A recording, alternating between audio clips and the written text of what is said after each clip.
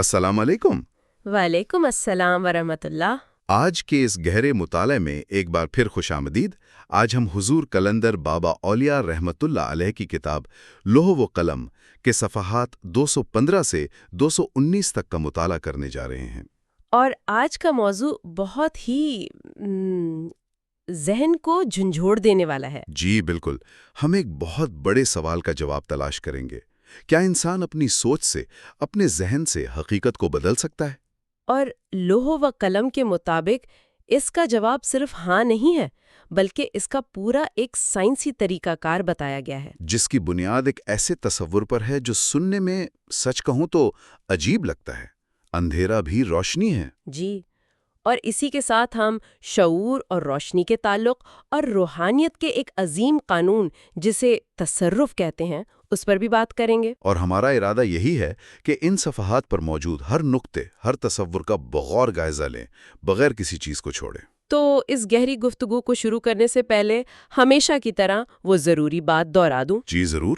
دیکھیں، حضور قلندر بابا اولیاء رحمت اللہ علیہ نے لوح و قلم میں علم سینا کو ایک منظم، مرتب اور سائنسی شکل میں پیش فرمایا ہے۔ یہ وہ علم ہے جو پہلے صرف سینہ بسینہ منتقل ہوتا تھا، یعنی ایک مرشد سے مرید کے قلب میں۔ جی، لیکن نبی اکرم صلی اللہ علیہ وآلہ وسلم کے حکم سے اور نسبت اویسیہ کے ذریعے اسے ایک مکمل روحانی سائنس میں تبدیل کر دیا گیا، تاکہ یہ علم کتابی شکل میں سب کے لیے موجود ہو۔ بالکل، تاکہ کوئی بھی شخص جو حق کا جویا ہو اس کا مطالعہ کر سکے، اسے پرکھ سکے، اس پر مشق کر سکے اور اپنی باطنی صلاحیتوں کو اجاگر کر کے اپنی تخلیق کے مقصد کو پا سکے۔ اور نئے سامعین سے گزارش ہے کہ وہ اس سلسلے کو پلے لسٹ کے بالکل آغاز سے شروع کریں تاکہ ہر تصور کو سمجھنے میں آسانی ہو۔ اعوذ باللہ من الشیطان الرجیم، بسم اللہ الرحمن الرحیم۔ تو آئیے اس گہرے تجزیے کا آغاز کرتے ہیں۔ پچھلی بار ہم نے شعور کے 4 درجات پر بات ختم کی تھی۔ آج کتاب ایک ایسی بات سے شروع ہو رہی ہے جو عام فہم سے بالاتر لگتی ہے۔ اندھیرا بھی روشنی ہے، مطلب ہو سکتا ہے۔ عام زندگی میں تو ہم اندھیرے کو روشنی کی غیر موجودگی ہی سمجھتے ہیں۔ آپ نے بالکل درست نقطہ اٹھایا ہے۔ ہماری روزمرہ کی زندگی میں اندھیرا وہی ہے جہاں نظر آنے والی روشنی نہ ہو۔ جی۔ لیکن اب تو جدید سائنس بھی اس روحانی حقیقت کی طرف آ رہی ہے۔ سائنس ہمیں بتاتی ہے کہ جسے ہم ایک بالکل تاریک کمرہ کہتے ہیں، وہ بھی خالی نہیں ہوتا۔ وہ توانائی کی لہروں سے کبھی خالی نہیں ہوتا۔ وہاں ہر وقت، ہر جگہ انفراریڈ شعاؤں سے لے کر ریڈیائی لہروں تک اور الٹرا وائلٹ سے لے کر کائناتی شعاؤں یعنی کاسمک ریز تک غیر مرئی روشنی کی لہریں موجود ہوتی ہیں۔ اچھا، یعنی انویزیبل لائٹ۔ بالکل۔ تو روحانی نقطۂ نظر سے اندھیرا دراصل روشنی کی ہی ایک ایسی قسم ہے جسے ہماری مادی آنکھ دیکھنے کی صلاحیت نہیں رکھتی۔ واہ، یعنی روشنی تو موجود ہے، بس ہمارے دیکھنے کی حس اسے محسوس نہیں کر پاتی۔ کتاب میں آگے شعور کے انہی 4 درجات کا ذکر پھر سے ہے۔ جی، اور فرمایا گیا ہے کہ یہ ہر فرد کی ذات میں موجود ہیں، اور ان درجات کی موجودگی کا علم ہی تو شعور ہے۔ اور ان سے لا علمی کو لاشعور کہا گیا ہے۔ بالکل۔ عام طور پر انسان صرف چوتھے یعنی انفرادی شعور سے ہی واقف ہوتا ہے، اپنی ذات، اپنے خیالات، اپنے محسوسات۔ جی، لیکن کتاب ہمیں گہرائی میں لے جا رہی ہے۔ بتایا گیا ہے کہ ہمیں کسی بھی چیز کا علم یا خبر ملتی کیسے ہے، اس کی بنیاد کیا ہے۔ اور اس کی بنیاد روشنی ہی نکلے گی، چاہے وہ آنکھ سے نظر آنے والی روشنی ہو یا وہ غیر مرئی روشنیاں جو ہمارے ذہن میں خیالات اور تصورات بناتی ہیں۔ یہ نقطہ بہت دلچسپ ہے کہ خیالات اور تصورات بھی روشنی کی ہی ایک شکل ہیں۔ جی ہاں، اس کو یوں سمجھیں کہ روشنی کی 2 قسمیں ہو گئیں، ایک مرئی روشنی جس سے مادی آنکھ دیکھتی ہے، اور دوسری غیر مرئی روشنی جس سے ذہن کی آنکھ یعنی تصور دیکھتا ہے۔ آپ نے بالکل صحیح سمجھا۔ اسی لیے تو جب ہم کچھ سوچتے ہیں تو کہتے ہیں میں تصور میں دیکھ رہا ہوں۔ یہ دیکھنا بھی غیر مرئی روشنیوں کے ذریعے ہی ممکن ہوتا ہے۔ سبحان اللہ۔ کتاب میں اس کو سمجھانے کے لیے بہت خوبصورت مثال دی گئی ہے کہ کئی جاندار جیسے حشرات الارض اور درندے رات کے اندھیرے میں دیکھنے کے عادی ہوتے ہیں۔ ان کے لیے تو اندھیرا ہی روشنی ہے۔ بالکل، ان کے حواس ایسی غیر مرئی روشنیوں کو محسوس کر لیتے ہیں جنہیں ہم نہیں کر سکتے۔ ان کے لیے اندھیرا ہی روشنی کا مترادف ہے۔ یہ تو بہت گہری بات ہے، مطلب ہر مخلوق کے لیے روشنی کی تعریف ہی الگ ہے۔ جی، اور اسی سے وہ اصول واضح ہوتا ہے کہ اگر کسی چیز اور ہمارے درمیان موجود روشنی کو ہٹا دیا جائے تو وہ چیز ہمارے شعور کی حدوں سے نکل جاتی ہے۔ جیسے کمرے میں بتی بند کر دیں تو فرنیچر آنکھ کے شعور سے غائب ہو جاتا ہے، حالانکہ وہ وہیں ہوتا ہے۔ بالکل وہی مثال ہے۔ اور اسی طرح اگر وہ غیر مرئی لہریں جو ہمارے ذہن میں تصورات بناتی ہیں انہیں روک دیا جائے تو ہمارے ذہن سے بھی خیالات غائب ہو جائیں گے۔ اللہ اکبر! تو اس سے یہ ثابت ہوتا ہے کہ ہمارے شعور کی اصل بنیاد، اس کا خام مواد، روشنی کی لہریں ہیں۔ جی، تو اگر اس پورے فلسفے کو ایک جملے میں سمیٹنا ہو تو وہ یہ ہوگا کہ روشنی شعور ہے۔ یا شعور روشنی ہے، یہ ایک انقلابی تصور ہے۔ بالکل انقلابی ہے۔ اس کا مطلب تو یہ ہوا کہ اگر روشنی کے خود و خال اس کی کیفیت میں کوئی تبدیلی آئے گی تو ہمارے شعور کی کیفیت میں بھی تبدیلی واقع ہو جائے گی، لازماً ہوگی۔ یہی وہ عظیم قانون ہے جس پر میرے خیال میں آگے ساری بات کھڑی ہے۔ جی ہاں، پوری روحانی سائنس اسی قانون پر کھڑی ہے، اور اس کو سمجھانے کے لیے کتاب میں ایک بہت ہی سادہ اور عملی مثال دی گئی ہے۔ جی، وہ پانی سے بھرے ٹب میں پیالہ ڈبونے والی مثال۔ جی، جب ہم پانی میں ڈوبے ہوئے پیالے کو دیکھتے ہیں تو اس کی گہرائی، اس کا سائز، یہاں تک کہ اس کا وزن بھی ہمیں بدلا ہوا محسوس ہوتا ہے۔ اور کتاب میں فرمایا گیا ہے کہ یہ تبدیلی یا تو ہمارے شعور کی ہے یا روشنی کی۔ اور ظاہر ہے پیالہ تو نہیں بدلا، پیالہ تو حقیقت میں نہیں بدلا، بدلاؤ اس روشنی میں آیا ہے جو پانی میں سے گزر کر ہماری آنکھوں تک پہنچی ہے۔ روشنی کے زاویے کی تبدیلی نے ہمارے شعور میں موجود پیالے کی تصویر بدل دی۔ اور یہاں سے وہ عظیم کلیہ اخذ ہوتا ہے۔ جسے ہمیشہ یاد رکھنا چاہیے وہ یہ ہے کہ جو چیز خارج میں روشنی ہے وہی چیز داخل میں شعور ہے۔ میرے خدایا، یہ تو ذہن کو ہلا دینے والا انکشاف ہے نا؟ یعنی جو توانائی ہمارے باہر کائنات میں روشنی کے نام سے جانی جاتی ہے، جب وہی توانائی ہمارے حواس کے ذریعے ہمارے اندر داخل ہوتی ہے ہمارے باطن میں، تو اس کا نام شعور ہو جاتا ہے۔ یہ دو الگ چیزیں نہیں ہیں۔ بالکل نہیں، یہ ایک ہی حقیقت کے دو نام ہیں، صرف مقام کے فرق سے۔ جب وہ انسان کے محسوسات کے دائرے میں آتی ہے تو اسے شعور کہہ دیتے ہیں، اور جب وہ خارج میں آنکھ کے سامنے ہوتی ہے تو اسے روشنی کہہ دیتے ہیں۔ ایک منٹ، اگر یہ سچ ہے اور یہ سچ ہے تو اس کا منطقی نتیجہ تو بہت بڑا ہے۔ جی، کیا ہم واقعی یہ کہہ رہے ہیں کہ اگر میں اپنے داخل یعنی اپنے شعور میں اپنی سوچ میں کوئی تبدیلی پیدا کروں تو کائنات میں یعنی خارجی روشنی میں حقیقی تبدیلی آ سکتی ہے؟ یہی تو روحانیت کا سب سے بڑا قانون اور حقیقت ہے، یہ سائنس فکشن نہیں ہے۔ واہ! اسی لیے تو کہا جاتا ہے کہ جیسا کہ خارجی حالات کے دباؤ سے ذہن بنتا ہے، ویسے ہی اگر ذہن بنا لیا جائے تو خارجی حالات بھی بن جاتے ہیں۔ سبحان اللہ! اگر کوئی شخص اپنے ذہن کے سانچے کو، اپنے شعور کی کیفیت کو ٹھیک کر لے، اسے منفی سے مثبت اور شک سے یقین میں بدل دے، تو کائنات کی روشنیاں پابند ہیں کہ اس کے خارجی حالات کو بھی اسی سانچے میں ڈھال دیں۔ اور کتاب میں آگے یہ بھی فرمایا گیا ہے کہ روشنی کا یہ سلسلہ کسی ایک جگہ محدود نہیں ہے، نہیں، بالکل نہیں۔ بلکہ کائنات کی آخری حد تک ایک جال کی طرح پھیلا ہوا ہے۔ یہ ممکن نہیں کہ جال کے ایک دھاگے میں حرکت ہو اور باقی جال متاثر نہ ہو۔ آپ نے بہت عمدہ تشبیہ استعمال کی، اور اسی اصول پر روحانیت میں تصرف کا عمل مبنی ہے۔ تصرف، اس کا کیا مطلب ہے؟ تصرف کا مطلب ہے کسی چیز کو اپنے ارادے اور ذہن کے مطابق تبدیل کر کے قابل استعمال بنانا، اور روحانیت کی دنیا میں تصرف کرنے کا طریقہ یہی ہے کہ اس کی ابتدا خارجی روشنیوں سے نہیں بلکہ داخلی روشنیوں یعنی اپنے شعور سے کی جاتی ہے۔ بالکل۔ تو ایک روحانی شخصیت جب دنیا کے حالات میں کوئی مثبت تبدیلی لانا چاہتی ہے تو وہ باہر جا کر لوگوں سے نہیں لڑتی، بلکہ اپنے اندر، اپنی ذات کی گہرائی میں اتر کر اپنے شعور کی روشنیوں میں تبدیلی پیدا کرتی ہے۔ واہ! اور کیونکہ داخل اور خارج ایک ہیں، اس لیے کائنات کی خارجی روشنیاں بھی اسی کیفیت کو قبول کر لیتی ہیں اور حالات خود بخود بدل جاتے ہیں۔ سبحان اللہ! تصوف کی زبان میں اسی عمل کو لطائف کا رنگین ہونا کہتے ہیں۔ یہ ایک بہت اہم اصطلاح ہے۔ جی، بہت اہم۔ یہاں لطیفے سے مراد کوئی مذاق تو نہیں ہے؟ جی نہیں، بالکل نہیں۔ یہاں لطیف سے مراد ہے سوکشم یا سبٹل چیز، یعنی ذات کی وہ روشنیاں جو عام حواس سے محسوس نہیں ہوتی۔ اچھا، تو یہ ذات کی روشنیاں ہیں۔ جی ہاں، انسان کا روحانی وجود روشنی کے کچھ مراکز پر مشتمل ہے جنہیں لطائف کہتے ہیں۔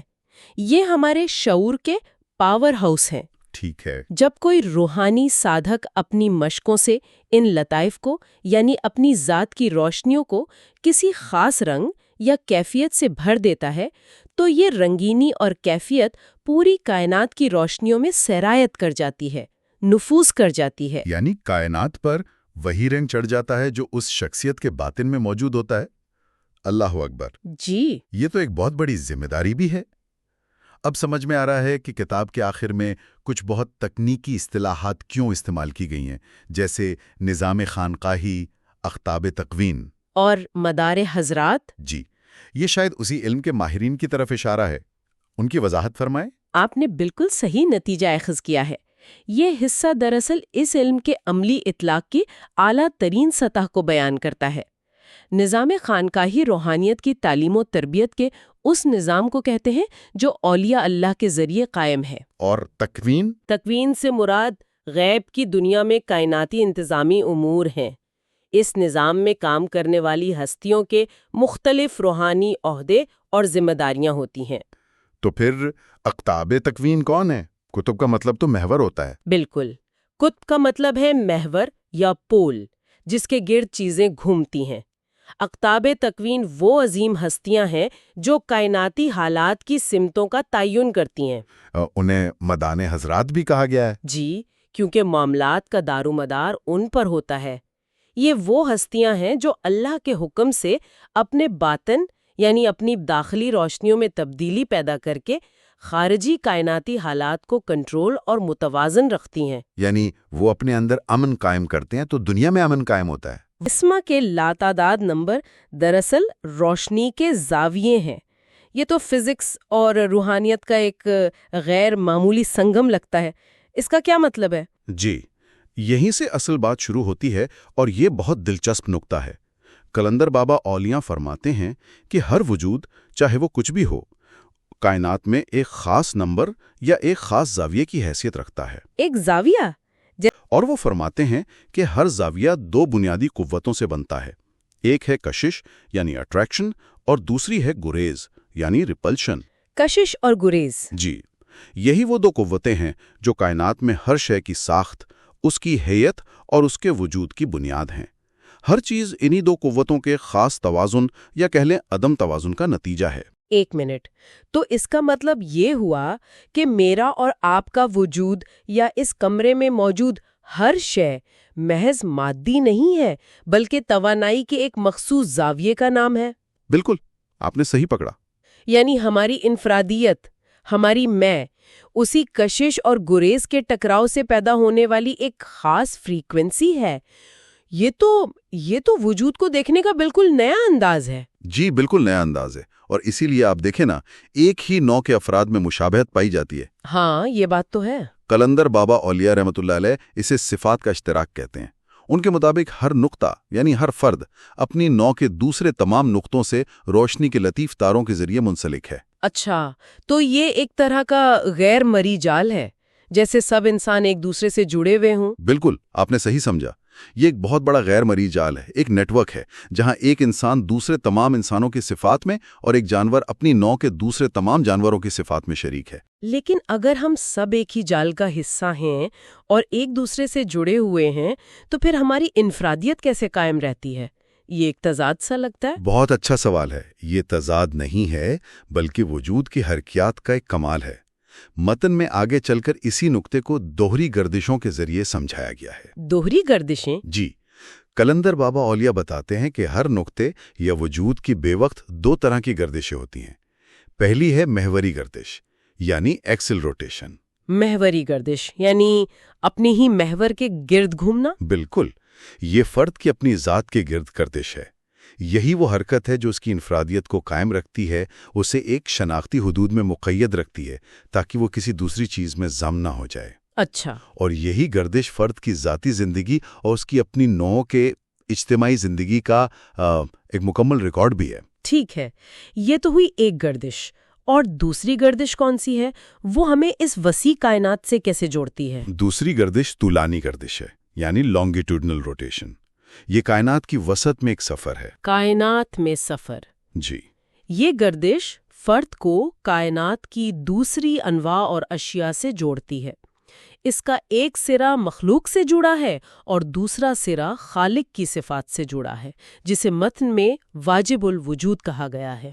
واجب الوجود یعنی وہ حقیقت جو اللہ تعالیٰ کی ذاتی صفات پر مشتمل ہے۔ میں اسے سمجھنے کی کوشش کیا اس کی مثال یوں دی جا سکتی ہے کہ جیسے ایک سیارہ ہے وہ اپنے محور کے گرد بھی گھوم رہا ہے، جس سے اس پر دن اور رات آتے ہیں؟ جی، تو یہ اس کی انفرادی محوری گردش ہو گئی، اور ساتھ ہی وہ سورج کے گرد بھی چکر لگا رہا ہے، جس سے وہ پورے نظام شمسی کا حصہ بنتا ہے۔ تو کیا یہ اس کی کائناتی یعنی طولانی گردش ہو گئی؟ بہترین مثال ہے، اس سے بہتر مثال نہیں ہو سکتی۔ محوری گردش انفرادیت ہے جو ہمیں میں کا احساس دلاتی ہے، اور طولانی گردش اجتماعیت یا کائناتی تعلق ہے جو ہمیں ہم اور کل کا حصہ بناتی ہے۔ صحیح۔ قلندر بابا اولیاء فرماتے ہیں کہ تمام وجود روشنی کے انہی تاروں میں بندھے ہوئے ہیں، اور کائنات کی پوری ترتیب اسی نظام پر قائم ہے۔ ان دونوں گردشوں میں ایک مکمل اور متحرک توازن قائم ہے۔ یہ توازن کا تصور بہت اہم ہے۔ اس کا مطلب تو یہ ہوا کہ ایک صحت مند وجود وہ ہے جس کی یہ دونوں گردشیں ہم آہنگ ہوں۔ لیکن کیا یہ ممکن ہے کہ کسی فرد کی محوری گردش، یعنی اس کی ذاتی انا، اس کی طولانی گردش یا کائناتی مقصد سے ٹکرا جائیں؟ یہ ایک گہرا سوال ہے۔ متن براہ راست اس پر بات نہیں کرتا، لیکن اس نظام سے یہی سمجھ آتا ہے کہ جب فرد کی توجہ صرف اپنی محوری گردش پر مرکوز ہو جاتی ہے، صرف میں پر، جی صرف میں پر، اور وہ اپنی طولانی گردش سے غافل ہو جاتا ہے، تو عدم توازن پیدا ہوتا ہے۔ روحانیت اصل میں اسی توازن کو دوبارہ قائم کرنے کا سفر ہے۔ اچھا، تو یہ دو الگ الگ حرکتیں ہیں۔ یہ بات ذہن میں آتی ہے کہ انہیں چلانے والی توانائی بھی الگ ہونی چاہیے۔ کیا ایک ہی ایندھن انفرادیت اور کائناتی تعلق دونوں کو طاقت دے سکتا ہے؟ نہیں، اور یہی اگلا نقطہ ہے۔ متن میں ان روشنیوں کو الگ الگ نام دیے گئے ہیں۔ کیا نام ہے؟ قلندر بابا اولیاء بتاتے ہیں کہ جو روشنیاں محوری گردش کی بنیاد ہیں، یعنی جو انفرادی وجود کو قائم رکھتی ہیں، ان کا نام نسمہ ہے۔ نسمہ۔ اور جو روشنیاں طولانی گردش کی بنیاد ہیں، یعنی جو کائناتی تعلق کو قائم رکھتی ہیں، ان کا نام نور ہے۔ نسمہ اور نور۔ تو ہمارے اندر روحانی روشنی کی ایک قسم نہیں بلکہ دو قسم کی توانائیاں کام کر رہی ہیں، ایک جو مجھے میں بناتی ہے اور دوسری جو مجھے ہر چیز سے جوڑتی ہے۔ بالکل۔ یہ تو اس اندرونی کشمکش کی بھی وضاحت کرتا ہے جو اکثر لوگ ذاتی خواہشات اور ایک بڑے مقصد کی تلاش کے درمیان محسوس کرتے ہیں۔ جی، اور کسی بھی ذات یا وجود کا مرکز یہی دو روشنیاں ہیں۔ پھر مزید گہرائی میں جا کر وہ فرماتے ہیں کہ ان دونوں روشنیوں کے بھی دو دو رخ ہیں۔ اچھا؟ نسمہ کے دو رخ اور نور کے دو رخ، یہ مل کر شعور کے وہ 4 درجے بناتے ہیں جن کا ذکر اس کتاب میں پہلے بھی آ چکا ہے۔ کائنات کا پورا نظام انہی 4 شعوروں پر استوار ہے۔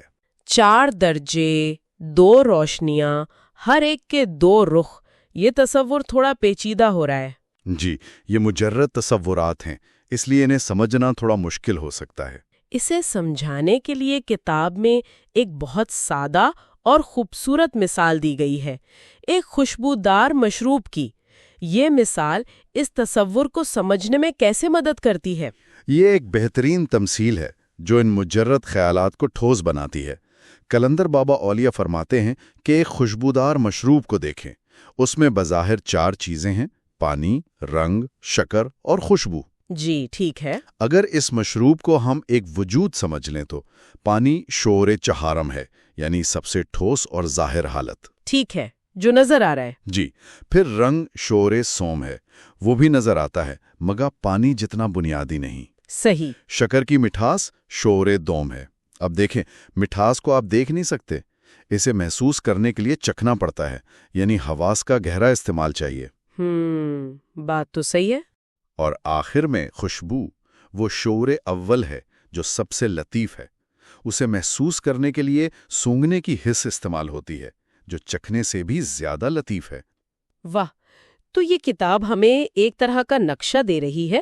یہ بتا رہی ہے کہ حقیقت کی کئی پرتیں ہیں اور ہر پرت کو سمجھنے کے لیے ایک مخصوص حس درکار ہے۔ बिल्कुल। जिस तरह मिठास को आंखों से नहीं देखा जा सकता, इसी तरह शऊर की गहरी सतहों को ज़ाहिरी हवास से नहीं समझा जा सकता।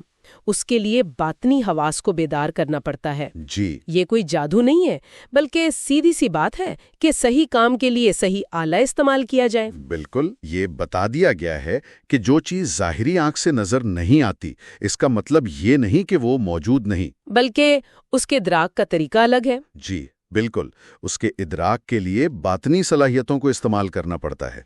इदराक की ये मुख्तलिफ परतें ये एक बहुत बड़े सवाल को जन्म देती हैं। फिर हकीकत क्या है? क्या ये वो है जो बाहर मौजूद है, या वो जिस तरह हम उसे महसूस करते हैं? जी, और यहीं से गुफ्तगू नाजिर और मंजूर के तस्वुर की तरफ जाती है। नाजिर और मंजूर, देखने वाला और जिसे देखा जाए। जी, कलंदर बाबा औलिया फरमाते हैं कि शऊर के दो बुनियादी रुख हैं। एक रुख मबदा है, यानी इब्तदा करने वाला, इसी को दाखिली या बातनी रुख कहना चाहिए, और इसी का दूसरा नाम फर्द है। ठीक है। और दूसरा रुख वो है जो इस फर्द को नजर आता है। इन दोनों में सिर्फ नाजिर और मंजूर का फर्क है। नाजिर देखने वाला बातिन है और मंजूर वो है जो नजर आ रहा है, यानी जाहिर। और यहाँ मतन एक ऐसा दावा करता है जो वाकई जहन को झंझोड़ देता है। लिखा है कि कोई चीज़ खारिज में उस वक्त तक मौजूद नहीं हो सकती जब तक वो फर्द के दाखिल में मौजूद ना हो।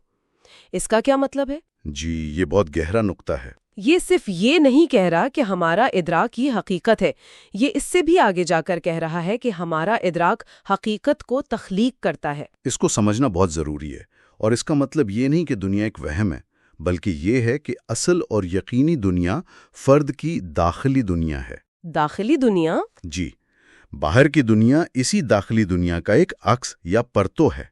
कलंदर बाबा औलिया के मुताबिक हम किसी चीज़ को खारिज में इसलिए देख पाते हैं कि हमारा बातिन उस चीज़ के बातिन से राब्ता कायम करता है। हमारा बातिन उस चीज़ के बातिन से? जी, अगर हमारे बातिन का उस शय के बातिन से ताल्लुक ना हो तो वो हमारे लिए खारिज में वजूद ही नहीं रखेगी। यानी जब मैं किसी दरख्त को देखती हूँ तो दरअसल मेरा बातिनी वजूद उस दरख्त के बातिनी वजूद से जुड़ता है, तभी वो मुझे ज़ाहिरी शक्ल में नजर आता है। हर चीज़ का अपने एक बातिन है। बिल्कुल, यही नुक्ता है, और हमारा बातिन दूसरी अशिया के बातिन से मुंसलिक है। इसीलिए फरमाया गया कि फर्द की दाखिली दुनिया ही यकीनी और हकीकी है, खारिज तो उसका एक मजहर है। तो फिर वहम, ख्याल, तसव्वुर, ये सब क्या है? देखें, हम एहसास को जब तकसीम करते हैं तो उसका एक हिस्सा रोयत यानी देखना है, जो ज़ाहिर में शक्लो सूरत पर मबनी है। लेकिन इसके अलावा बाकी अज्जा वहम, ख्याल और तसव्वुर हैं जो बातिन में काम करते हैं। सही। तसव्वुफ में इन सब का मजमूई नाम रोया है। तो ये कायनात रुयत और रोया यानी ज़ाहिर और बातिन का मजमुआ है। ये तो वाकई एक इनकलाबी सोच है। इसका मतलब तो ये है कि अगर हम अपनी दुनिया को बदलना चाहते हैं तो हमें दुनिया को नहीं बल्कि खुद को बदलना होगा। क्या यही इसका हतमी नतीजा है? यही इसकी अमली ताबीर है। अगर खारिज दाखिल का अक्स है तो अक्स को बदलने के लिए असल को बदलना पड़ता है। तो अगर हम इस सारी बहस को समेटें और हर चीज़ को उसकी बुनियादी इकाई तक ले जाएं, आखिर में क्या बचता है? अगर ज़ाहिर बातिन का अक्स है और बातिन शऊर की रोशनियों से बना है, तो उन रोशनियों का मनबा क्या है? कायनात की असल क्या है? कलंदर बाबा औलिया फरमाते हैं कि अगर हम दुनिया की हर चीज़ को एक ज़र्रा समझकर उसके ज़ाहिर और बातिन की साख्त का गहराई से जायज़ा लें तो हमें असल में एक नूर मिलेगा। एक नूर? जी, और इसी नूर को ख्याल भी कहा गया है, यानी कायनात की बुनियाद एक ख्याल पर है। एक ख्याल। और इस नूर या ख्याल की तहरीक को, इसके ज़ाहिर होने के अमल को एक बहुत ही खूबसूरत नाम दिया गया है, बदाअत। इसका मतलब है जर्मिनेशन, यानी किसी बीज का फूटना। जी, और वो इसे एक किस्म का हयातियाती दबाव या बायोलॉजिकल प्रेशर करार देते हैं। हयातियाती दबाव? जी, ये वो दबाव है जो बीज को फटने और पौधा बनने पर मजबूर करता है। या आप इस नाकाबिले मज़ाहमत तख्लीकी तवानाई को सोचें जो एक फनकार महसूस करता है। ایک خیال جو ذہن میں آتا ہے اور پھر اس وقت تک دباؤ ڈالتا رہتا ہے جب تک وہ کینوس پر ظاہر نہ ہو جائے۔ اچھا، کتاب یہ بتا رہی ہے کہ پوری کائنات اسی اصول پر کام کر رہی ہے۔ تو کائنات کی تخلیق کوئی ایک دفعہ کا واقعہ نہیں، بلکہ یہ پھوٹنے یا ظاہر ہونے کا ایک مسلسل عمل ہے۔ جی، ایک مسلسل عمل جو شعور اول یعنی لطیف ترین خیال سے شروع ہوتا ہے اور شعور چہارم یعنی ٹھوس مادی شکل تک چیزوں کو وجود میں لاتا رہتا ہے۔ تو ہم سب اس تخلیقی عمل کا حصہ ہیں۔ بالکل، یہ ایک مسلسل تخلیقی بہاؤ ہے جس میں ہم سب شریک ہیں۔ تو آج کی گفتگو سے جو بات سمجھ میں آئی وہ یہ ہے کہ ہمارا وجود روشنی کے ایک زاویے کی طرح ہے، جسے کشش اور گریز کی قوتیں بناتی ہیں، اسے دوہری گردشیں انفرادیت بھی دیتی ہیں اور کائنات سے جوڑتی بھی ہیں۔ جی، ہماری ظاہری دنیا دراصل ہماری باطنی دنیا کا عکس ہے، اور اس پوری کائنات کی بنیاد ایک خیال ہے جو بدعت کے عمل سے مسلسل ظاہر ہو رہا ہے۔ بظاہر سادہ سے جملے اندھیرا بھی روشنی ہے سے سفر شروع کیا اور کائناتی انتظامیہ تک پہنچ گئے۔ جی، یہی اس علم کی خوبصورتی ہے۔ آج ہم نے جو قوانین سیکھے ہیں وہ صرف علمی نکات نہیں ہیں، بلکہ ایک بالکل مختلف حقیقت میں جینے کا دعوت نامہ ہے۔ یہ تصورات واقعی ذہن پر گہرا اثر ڈالتے ہیں۔ بالکل، اور ایسے گہرے تصورات کو سمجھنے کے بعد ذہن کو تھوڑا آرام دینا بہت ضروری ہے۔ جی، ہماری گزارش ہے کہ ایک لمحے کے لیے رکیں اور ان نکات پر سکون سے غور کریں اور خود کو ایک چھوٹا سا انعام دیں، جیسے چائے کا ایک کپ یا چند لمحوں کی خاموشی۔ تاکہ ذہن نئے اور بڑے تصورات کو سیکھنے کے اس خوبصورت عمل سے خوفزدہ نہ ہو۔ یہ ایک بہت اچھی تجویز ہے۔ اور یہ بھی ضروری ہے کہ اس علم کو صرف سنا نہ جائے۔ نہیں، بالکل، کتاب کھول کر اس پر عمل درآمد کرنے کی کوشش کی جائے۔ یقیناً، اور اگر یہ گفتگو دل کو چھو گئی ہے تو اسے اپنے ان دوستوں اور عزیزوں کے ساتھ ضرور شیئر کریں جو حقیقی روحانیت کی تلاش میں ہیں۔ جی، اور میلوڈی آف ڈیوائن کو سبسکرائب کریں، اس ویڈیو کو لائک کریں اور کمنٹس میں ہمیں ضرور بتائیں کہ آج کے اس مطالعے سے کیا نیا سیکھنے کو ملا۔ اور آخر میں یاد رکھیں، یہ ایک بہت بڑی نعمت ہے اور اس سلسلے کا ایک وعدہ ہے کہ اس کتاب کے گہرے مطالعے کے بعد قرآن پاک کے عربی متن کو بغیر ترجمے کے سمجھنے کی صلاحیت پیدا ہونے لگتی ہے۔ اللہ تعالی ہمیں اس علم کو سمجھنے اور اس پر عمل کرنے کی توفیق عطا فرمائے۔ آمین۔ اور شاید آج غور کرنے کے لیے سب سے بڑا نقطہ یہ ہے کہ اگر ہمارا شعور کائنات کو بدل سکتا ہے تو ہم ہر لمحے اپنے شعور سے کیا تخلیق کر رہے ہیں۔ اللہ حافظ۔ اللہ حافظ۔